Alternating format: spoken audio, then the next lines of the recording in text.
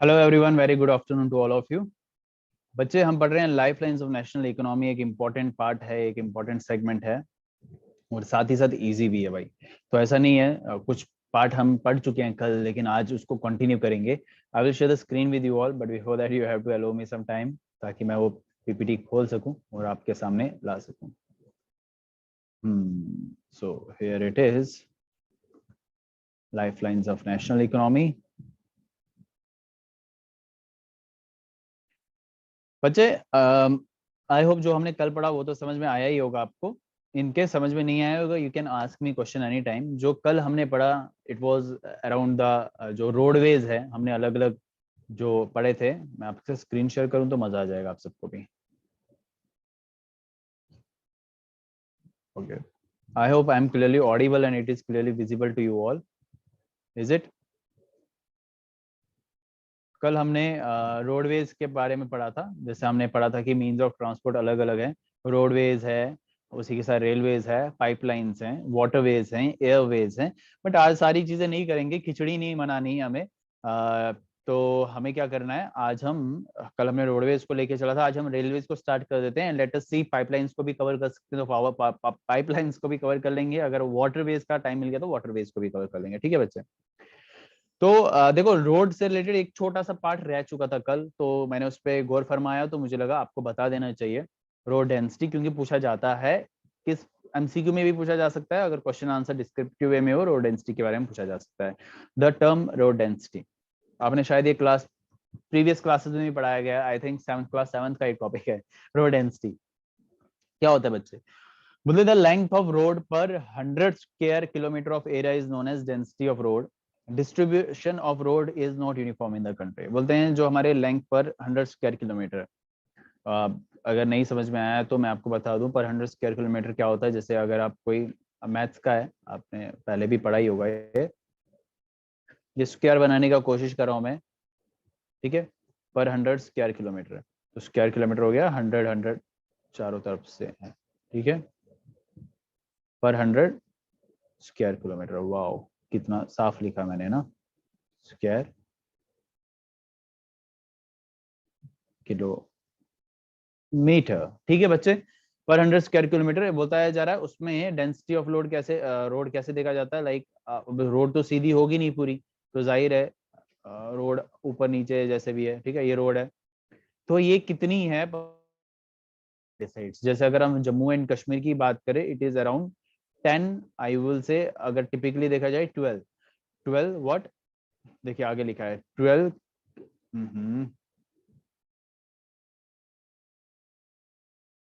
अगर road density की बात करें जम्मू कश्मीर में, इट इज अराउंड 10 किलोमीटर। ठीक है, एंड अबाउट केरला की बात करें तो it is around 375 kilometre in Kerala, it is which is very good, है ना। और एवरेज हिंदुस्तान की बात करें, इंडिया की बात करें, it is 75 kilometre. Jammu and Kashmir का it is around 12 kilometre I guess now. और साथ ही साथ यहाँ पे बताया जा रहा है डिस्ट्रीब्यूशन, जो ये डिस्ट्रीब्यूशन हमें रोड पे दिख रही है, ये यूनिफॉर्म नहीं है। जाहिर है यूनिफॉर्म तो होगी नहीं, ना कि सिर्फ हिंदुस्तान में, किसी भी देश में यूनिफॉर्म नहीं होगी। तो जैसे जम्मू कश्मीर में सेम, केरला में तो होगी नहीं है, जितनी केरला में वो सेम महाराष्ट्र में होगी नहीं। It varies, okay, it varies according to the different, of course development तो है ही है, लेकिन उसके साथ साथ नेचर को भी ध्यान में रखा जाता है, एंड ये सब चीजें मैटर करती है उसमें। वहाँ का क्लाइमेट कैसा है, वहाँ की रोड कैसी है, वहाँ का जो एरिया है वो कैसा है। Okay, please allow me some time. Okay, तो यहाँ बताया गया density of all road varies from only 10 kilometre in Jammu and Kashmir to 375 kilometre in Kerala. Average बात करें इंडिया की, इट इज 75 किलोमीटर।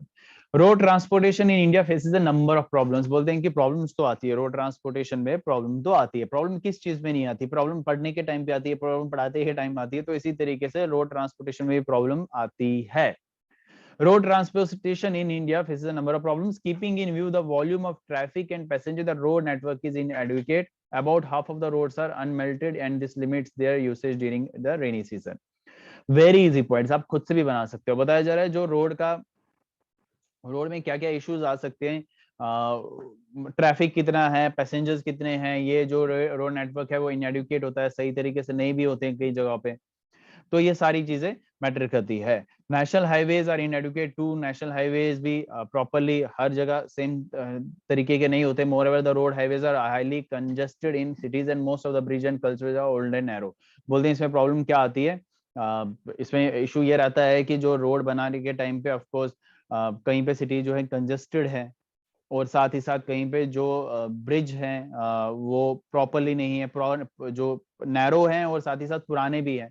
तो ये सब हमें देखने को मिलता है रोड से रिलेटेड। बट अभी जो मेरा मेन पॉइंट डिस्कस करना था that was about road density, क्योंकि क्लास 7th का पॉइंट है और मैं ये नहीं चाहूंगा मेरे बच्चों को क्लास 7th का पॉइंट क्लियर ना हो। बच्चे आज हम रेलवेज को शुरू करते हैं। अब ये टॉपिक जो है रेलवे से शुरू होता है। रेलवेज आप सब जानते हैं रेलवेज कितना इंपॉर्टेंट पार्ट है, वही बताया जा रहा है। It is a principal mode of transportation for goods and passenger in India. सामान के लिए या पैसेंजर्स के लिए एक बहुत अच्छा माध्यम है, एक सबसे अच्छा पब्लिक नेटवर्क है, और साथ ही साथ फ्लरिश किया है, फ्लरिश कर रहा है, लोग अप्रिशिएट करते हैं। गवर्नमेंट के लिए एक सबसे अच्छा रेवेन्यू जनरेट भी करके देता है। Railways also make it possible to conduct various cities like business, sightseeing, pilgrimage along with the transportation of goods over longer distance। बोलते हैं रेलवेज ने ये पॉसिबल किया कि अलग अलग एक्टिविटीज को, चाहे वो आप कहीं घूमने जा रहे हो, चाहे वो बिजनेस के लिए जा रहे हो, चाहे आप किसी तीर्थ यात्रा पे जा रहे हो, इन सब डिस्टेंसेस को एक अच्छे तरीके से कवर कर लिया। और कुछ लोग जल्दी भी पहुंच जाते हैं और कुछ लोग बहुत बल्कि सामान को भी कैरी कर सकते हैं इन देयर ओन वे, जो कि गाड़ीज में बसेस में पॉसिबल कम होता है। रेलवेज एक बहुत अच्छा है सामान व्यापार करने के लिए, पैसेंजर्स के लिए। So apart from an important means of transport, the Indian Railways have been a great integrating force for more than 150 years। बोलते हैं 150 साल से ज्यादा ये जो है इंडियन जो रेलवेज है वो एक अच्छा माध्यम बना हुआ है। Railways in India bring the economic life of country as well as accelerate the development of industries and agriculture। हम बोलते हैं कि जो रेलवेज है वो इकोनॉमिक लाइफ में भी काफी एक्सेलरेट होता है, कि उसको पुश करता है, स्पेशली अगर हम इंडस्ट्रीज और एग्रीकल्चर को ध्यान में रखें। It is very very very economical और very you can say beneficial for them, है ना, इंडस्ट्रीज और एग्रीकल्चर के लिए भी। ओके ये इजी है ना, देखो आपको पॉइंट जो है कोई भी मुश्किल नहीं लगेगा, कोई ऐसी चीज नहीं जो समझ में नहीं आएगा। रेलवे नेटवर्क की बात करें, बताया जा रहा है Indian railway have a network of 7031 station spread over a route length. कितना रूट लेंथ है 63221 किलोमीटर, और जहां लगभग 7817 लोकोमोटिव्स हैं और 5321 पैसेंजर कार्स हैं। यहाँ पैसेंजर वो आना चाहिए, पैसेंजर जो उसके साथ कनेक्ट होती है। लोकोमोटिव्स होते हैं जो पहले जो आपने देखो होगा ट्रेन को शुरू करने के लिए जो पहला बॉक्स होता है, you can say locomotives. Okay development of railways बहुत इंपॉर्टेंट पार्ट है। डिस्क्रिप्टिव पार्ट के तरीके से देखिए, डिस्क्रिप्शन में काफी इंपॉर्टेंट है। Indian railway is no organised into 16 zones, 16 zones में बटा हुआ है। The distribution pattern of railway network in the country has been largely influenced by physiographic, economic and administrative factor। बोलते हैं कि जो railway distribution of pattern of railway network का जो अगर हम देखे जाए, इसका डिस्ट्रीब्यूशन पैटर्न अगर देखा जाए, country has been largely influence by, किस पे इन्फ्लुएंस करता है, उसका इकोनॉमिक, उसका जो फिजियोग्राफिक फैक्टर्स या एडमिनिस्ट्रेटिव फैक्टर्स है, वो सारी चीजें डिपेंड करता है रेलवे नेटवर्क को लाइन अप करने के लिए। बोलते हैं northern plains with their vast level land, high population density and rich agriculture resource provide the most favourable condition. बोलते हैं कि जो नॉर्दर्न प्लेन्स एरिया है, क्लास 9 का फिजिकल फैक्टर्स अगर आप चैप्टर 2 पढ़ेंगे वहां आपको पता चलेगा नॉर्दर्न प्लेन्स की बात कर रहे हैं। मतलब जो नीचे वाला एरिया यानी कि जो हमारे पहाड़ी इलाकों से जो नीचे है, नॉर्दर्न प्लेन्स की बात करें, वो काफी फेवरेबल रहता है इस रेलवे लाइंस को सेटअप करने के लिए, क्योंकि ऑफ कोर्स एक लेवल लैंड है। अब जम्मू कश्मीर में आप देखोगे, आप बोलोगे लद्दाख तक सर रेलवे क्यों नहीं सेटअप किया, क्योंकि आपको पता है लैंड कैसी है, कि बहुत बड़े बड़े पहाड़, बहुत मोटे मोटे पहाड़ देखने को मिलते हैं। प्लेन्स में ऐसा नहीं देखने को मिलता, लेवल लैंड है, पॉपुलेशन डेंसिटी अच्छी है, हाई है, और साथ ही साथ एग्रीकल्चर रिसोर्स भी रिच है, तो इसलिए वहां सेटअप करना फेवरेबल भी रहता है। However, a large number of rivers requiring construction of bridges across their wet beds pose some obstacles। बोलते हैं कि जो कई सारी नदियां हैं और उस पर ब्रिजेस बनाना और फिर उस पर रेल सेटअप करना, वो एक बहुत बड़ा ऑब्स्टेकल है। ऑफ कोर्स नहीं हो पाता ना, मुश्किल है। रेल के लिए आपको, रेलवेज के लिए आपको लाइंस चाहिए, ठीक है। जब उसको ले डाउन करना है, ट्रैक्स को ले डाउन करना है, तो वो कैसे किया जाएगा, पहले देखा जाएगा कि लेवल लैंड है या नहीं है, तभी तो हो पाएगा ना। वो एक ब्रिज पे कैसे कर पाएंगे, वो तो पानी में वो नहीं हो पाता, मुश्किल होता है। इन द हिली टेरेन्स जो हमने कवर कर दिया, और the peninsular regions railway tracks are laid through low hills gaps and tunnels. बोलते हैं कि हिली ट्रेन में मुश्किल होता है, लेकिन फिर भी ये कैसे पेनिनसुलर रीजन में कैसे ये पॉसिबल करते हैं, पहाड़ों के द्वारा या गैप्स या टनल्स बना के भी ये पॉसिबल किया जाता है। ठीक है, आगे बढ़ते हैं। बताया जा रहा था Himalayan mountainous region are unfavourable for the construction of railway lines due to the high relief sparse population and lack of economic opportunities. ठीक है, बोलते हैं कि जो हिमालयन माउंटेन्स रीजन है, अब आप ऊपर अपर इंडिया यानी कि नॉर्थ इंडिया की बात करो, तो वहाँ बोलते हैं कि वहाँ पे हमें ये मुश्किल इसलिए हो जाता है क्योंकि माउंटेनियस एरियाज हैं, वहाँ पे ये पॉसिबल नहीं है, लेवल लैंड नहीं है, पॉपुलेशन भी बटी हुई है, बिखरी हुई है, स्कैटर्ड है, स्पेस है, और साथ ही साथ इकोनॉमिक अपॉर्चुनिटीज भी कम है। Like it was difficult to lay railway lines on the sandy plain of western Rajasthan। बोलते हैं कि रेलवे लाइंस को ले डाउन करना ये कहाँ और मुश्किल है, जहाँ सैंडी प्लेन हो, यानी कि सैंडी जमीन हो, और स्वैम्प्स हो, जहाँ पे थोड़ी यू कैन से चिकनी, जहाँ दलदल ज्यादा देखने को मिले, वो सब यहाँ वहां पे ये सेटअप करना, या फॉरेस्ट ट्रैक्स में सेटअप करना मुश्किल हो जाता है। ठीक है बच्चे, ये रेलवे लाइंस की बात हो रही है। बताया जा रहा है today the railways have become more important in our national economy than all other means of transport put together। बोलते हैं कि रेलवेज एक बहुत इंपॉर्टेंट नेशनल इकोनॉमी के लिए रहता है, बाकी ट्रांसपोर्ट के अगर कंपैरिजन करें तो। However, rail transport suffers from certain problems as well. Many passengers travel without tickets। बोलते हैं रेल ट्रांसपोर्ट जो है प्रॉब्लम से काफी सफर करता है, जैसे कि just give me a second, जैसे कि हमें देखने को मिलता है many passenger travels without tickets. कुछ ऐसे भी होते हैं जो टिकट के बिना ही ट्रेवल करने लग जाते हैं। थेफ्ट्स भी हैं, चोरियां भी होती है, रेलवे प्रॉपर्टी को डैमेज किया जाता है। ये पूरे तरीके से अभी भी कंप्लीट का स्टॉप नहीं हुआ है। सब गवर्नमेंट के हाथ में नहीं होता है, लोगों के हाथ में भी होते हैं बहुत सारी चीजें। तो वही बताया जा रहा है, चोरी करना या रेलवे प्रॉपर्टी को डैमेज करना, ये तो आम आदमी करता है, तो ये सब नहीं होना चाहिए। इस वजह से भी एक बहुत बड़ा चैलेंज है उनके लिए, नुकसान है ये। People stop the train, pull the chain unnecessary. लोग ट्रेन को अननेसेसरी स्टॉप रोक देते हैं, और इससे डैमेज होता है रेलवेज को, काफी हैवी डैमेज हमें देखने को मिलता है। ओके बच्चे, पाइपलाइंस की बात करते हैं। ठीक है, पाइपलाइंस की बात करते हैं बच्चे। पाइपलाइंस क्या है, आप शायद सुना हो, बट नहीं सुना होगा तो कोई बात नहीं, कवर कर लेंगे। ये भी एक जो ट्रांसपोर्ट का एक माध्यम बनता है। Pipeline transport network is a new arrival on the transportation map of India. एक नया चीज है ये। In the past these were used to transport water to cities and industries. बोलते हैं पहले पहले क्या होता था कि इससे सिर्फ पानी पास ऑन करवाया जाता था सिटीज को या इंडस्ट्रीज को। लेकिन अब जो ये पाइपलाइंस हैं, ये जो पाइपलाइंस है ऐसे सिर्फ नहीं होती, इससे बड़ी बड़ी भी होती है। नो, अभी इससे क्या क्या ट्रांसपोर्ट किया जाता है, ऑयल, पेट्रोलियम, गैस से लेके ये सारी चीजें पहुंचाई जाती है जहां पे पहुंचाने की रिक्वायरमेंट रहती है। और इतना ही नहीं, तो इस पे हमें कहा जाता है, देखने को मिलता है, यहाँ लिखे है ना, solids can also be transported through a pipeline when converted into slurry. बोलते हैं कि अब आने वाले समय में ऐसा भी किया जा सकता है कि सॉलिड्स को भी ट्रांसपोर्ट किया जा सकता है। सॉलिड्स के लिए भी ये पॉसिबल है, क्योंकि उसको थोड़ा स्लरी यानी कि in the shape of, you will say, you can से, पानी के माध्यम से उस सॉलिड को पहुंचाया जा सकता है, पुश किया जा सकता है, और पाइप्स के द्वारा ट्रांसपोर्ट किया जाता है। ठीक है, अभी हम समझते हैं आगे पाइपलाइंस कहाँ कहाँ सेटअप है। जी बच्चे, अभी हम पाइपलाइंस कहाँ कहाँ सेटअप है वो देखते हैं।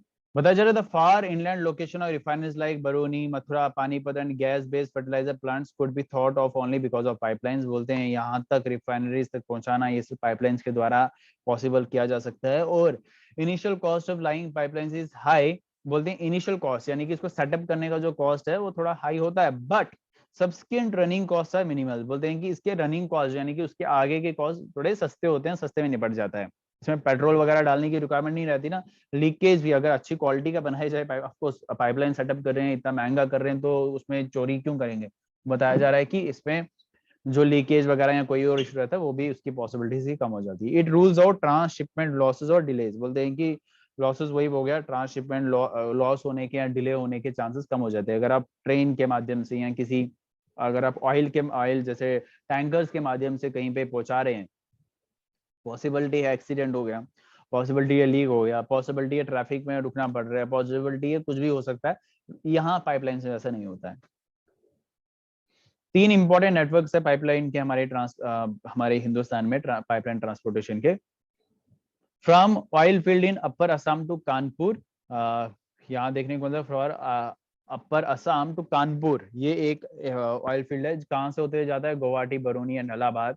From Salaya in Gujarat and Jalandhar in Punjab, ये भी रास्ता दिखाया है, विरंगम, मथुरा, दिल्ली एंड सोनीपत। पहले अगर आपको याद करना है, पहले आप बच्चे ये वाला पार्ट याद करेंगे, from oil and Kanpur Uttar Pradesh, फिर वाया आप बाद में याद करिएगा। पहले आप ये याद करेंगे तब जाके वाया याद होगा, इन पंजाब। फिर gas pipeline from Hazira in Gujarat connect Jagdishpur in UP, ठीक है, वाया विजयपुर इन मध्य प्रदेश, ठीक है। ये 3 इंपॉर्टेंट नेटवर्क्स बताए गए हैं। नेक्स्ट पे, ठीक है। ये अब वाटरवेज की बात करते हैं। ये वाटरवेज का कुछ पार्ट पढ़ लेते हैं ताकि आप सबको समझ में आ जाए वाटरवेज क्या है और क्या पढ़ने वाले हैं हम। बताया जरा, वाटरवेज जो है सबसे चीपेस्ट मींस ऑफ ट्रांसपोर्ट है, सबसे चीपेस्ट। ऑल्दो ये हमारे हिंदुस्तान में और अच्छे से डेवलप होना चाहिए, बट अभी अगर हम देखा जाए, they are most suitable for carrying heavy and bulky goods. Heavy और बल्की सामान को एक जगह से दूसरी जगह पहुंचाने में सबसे असरदार है। It is fuel efficient and environment friendly mode of transport, ठीक है, समझ गए। ये फ्यूल एफिशिएंट और एनवायरमेंट फ्रेंडली है कुछ हद तक ट्रांसपोर्ट के लिए। India has inland navigation waterways of 14,500 kilometre in length. बोलते हैं कि इनलैंड वाटरवेज कितना है? 14,500 इन लेंथ। अब इस पे इंपॉर्टेंट पार्ट जो बच्चे आता है, बताया जा रहा है 3 इंपॉर्टेंट, हाँ 3 ही है आई गेस। 3 इंपॉर्टेंट जो है वाटरवेज हमें देखने को मिलते हैं, जो हमें याद रखने हैं, जिसको नेशनल वाटरवेज कंसिडर किया है। इंपॉर्टेंट और भी हो सकते हैं, यहाँ पे 3 की बात कर रहे हैं। Ganga river between the Ganga river between Allahabad and Haldia, ठीक है, हल्दिया इज इन वेस्ट बंगाल, तो ये एक वाटरवेज है। The Brahmaputra river between Sadiya and Dhubri, okay, and the next is the west coast canal in Kerala. फिर वेस्ट कोस्ट कैनाल है Kottapuram, Kollam, Udyogamandal and Champakara canals 205 kilometre. यहाँ इसका डिस्टेंस भी बताया गया है कितना यहाँ पे वाटरवेज का वो है, वो भी याद करना है आपको। ये 3 वाटरवेज है। I was having a picture of that, just let me share that, okay.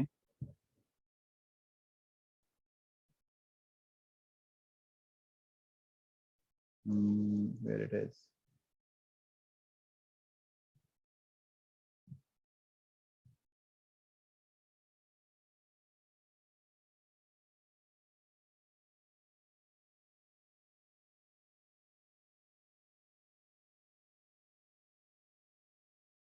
हाँ ये मिल गया।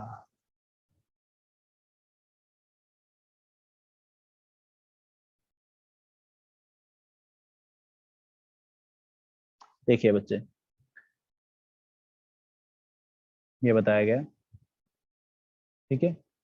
ये वाटरवेज 1 हो गया, ये 2, ठीक, और ये 3, ठीक है। ये बताया गया। इलाहाबाद टू हल्दिया बताया था ना, तो वो आप देख सकते हो। फिर दूसरा असम में, और तीसरा केरला में, ओके। नेक्स्ट क्या करना है?